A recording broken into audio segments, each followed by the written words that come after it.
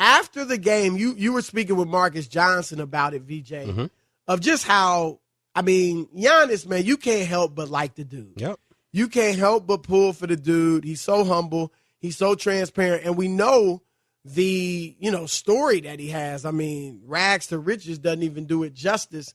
And so it's great to see a guy like that win. And it's also great to see a guy that, in the super team era, stayed in the smaller market that drafted him, gave him a chance, and he wanted to win a championship for them and delivered without a second superstar. I say he's got a second star, kind of. You not even ready to go there. Nope. So that makes it even more impressive. But here's what he said after the game. Coming back, I was like, this is my city. They trust me. They believe in me. They believed in us. Even when we were lost, the city still was like on our side. And, obviously I wanted to get the job done. But that's my stubborn side. Like, it's easy to go somewhere and go and win a championship with somebody else. It's easy. I could go, I don't want to put anybody in the spot, but I could go to a super team and, just do my part and win a championship, still won. But this is the hard way to do it, and this is the way I chose to do it. And we did it. We did it, man. Yeah. Now that put a lot of people on blast. Woo! All right, and I'm gonna say this: Giannis did it the old-fashioned way. He did it the way Isaiah Thomas did it in Detroit, the way Julius Erving did it in Philadelphia, the way Michael Jordan, of course, did it in Chicago. Dirk Nowitzki did it in Dallas. VJ, your thoughts on what Giannis said? First of all, can I just point out the fact comedically that he's got the best accent in sports? I like anybody that says trust when they put the R and try to roll and they said thrust. Like, trust me, my friend. Somebody came up to you and said, trust me, my friend. You're going to trust that guy just because it sounds cool because the way he just says trust in his accent. But Giannis, man, and it wasn't a bravado way. He was just telling you the real in the way a lot of responsible sports journalists feel is that I'm not changing for the times, okay? If you guys want to root for this stuff, fine. I'm allowed to still want to see somebody build something and grow it and stick through the hard times, go through the losses and injuries in a 7-year, 8. Jordan would have taken 7 years, 8 years, took LeBron 8, 9 years, right? And then you finally get that championship. There's a sense to sit there, man, and go, there you go, man. That's how it's done because nobody gets handed nothing in the blue-collar world. We all got to work that way, man. So when you feel that, it's like, whoo, and the way he threw it out there, and I love the way he stopped to say, I'm not going to put anybody on the spot, but I could go and just do my part and win a championship. I love that because it's true. Like, look at it. LeBron gets knocked for it. KD got killed for it because, it goes to the Warriors 73 win team the previous year.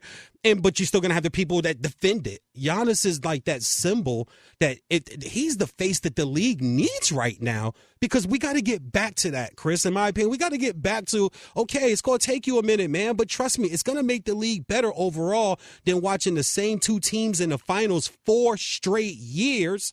Because, 8 of the top 15 players playing those two teams. I love that he said it, man. And he didn't do it with bravado like in your face. He just did it like, no, this is how I did it. And I told you guys this is how I was going to do it. It's something to be said for that. It's going to be interesting because, it is a big split. There are those that hate the super teams, and there are those that like them. Mm-hmm. When LeBron went to Miami, when KD went to Golden State, I was one of the few in the national media that didn't kill him, that didn't kill them. You loved all it. Right? But what'd you say? I said you loved it.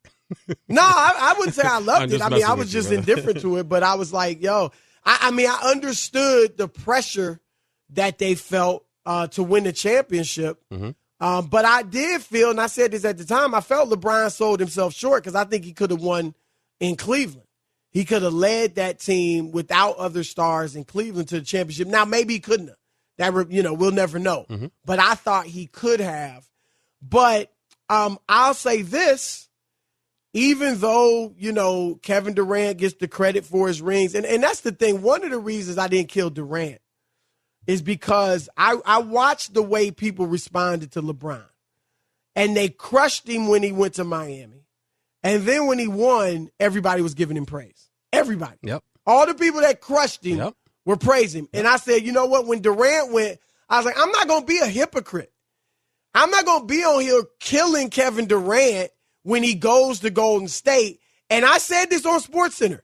And then in the next 3 years, when he's got at least 2 championships and at least 1 Finals MVP, we're going to be praising him. Yep. So I said, I'm not doing that. All right? And because he's the same player. But I'll say this, VJ. And LeBron, a lot of their thinking, LeBron was like, look, he tried to get Bosh to Cleveland. He really couldn't get that guy to Cleveland. And he was looking at it like, well, if they not going to build me a team that can win it, then I'm going to have to build it myself. And obviously he did that with Wade and Bosh and then later on in Cleveland and L.A. now. Mm-hmm. But while I don't rip the guys that win it with the super teams, there's no question. I mean, there's no question. Well, let me back up and say this. None of the championships are easy. All right? Even for Miami with the Heat, we saw, they lost in the first series with Dallas, all right, the first go-round. Then they came back and won, and they only won 2 out of 4. Golden State won 2 out of 3, all right, with Durant. We saw Brooklyn this year, the injuries, they go out in the second round. So it's always tough. And even with a super team, when you bring it together, it's easier. But when you bring it together, you do have to get guys on the same page. Guys have to sacrifice. Guys have to play different roles and things like that. So it's always a challenge. But true. I don't know how anyone could deny that the more noble route, the more impressive route to a championship is if you win it where you were drafted with whatever players the team gives you. Like, it's more impressive to win with the hand you're dealt than to go and handpick the stars that you want to play with. You know what I'm saying? Absolutely. If I go to the park and I'm just like, yo, who you want? Yo, give me whoever, man. I don't even care. Yep. Give me whoever out here, and we win. That's more impressive than if I sit there and watch and see who the 3 best players are, and then I say, I want him, and him. All right? And then we go win. You know what I'm saying? Yeah. No. So that's undeniable. Well, I agree with you on that. And I was trust me, I was out there. My opinion on the super team has been heard on every platform I've been on. I don't like it. I don't cheer for it. I think it's helped ruin the competitive balance of the league, and I think that's bad for the sport overall. And while all those people loved it, look what we're clamoring for today. Look what we're praising and clamoring for. You can't find any Giannis slander on Twitter, IG, Facebook, Spotify. There's just nobody that's even willing to go there because we all know deep down inside, like I said, most of us, we come from the middle 80%, right? There's the 10% poor, the 10% rich, and then there's the 80% of the rest of us that have to work 9 to 5, have to scratch, claw, grind, hustle every day, take care of your kids, your family, have some fun, go fishing, go do all your extracurricular stuff you want to do, and still try to bring yourself up in life. And that's what we truly, in our gut, all really appreciate and love.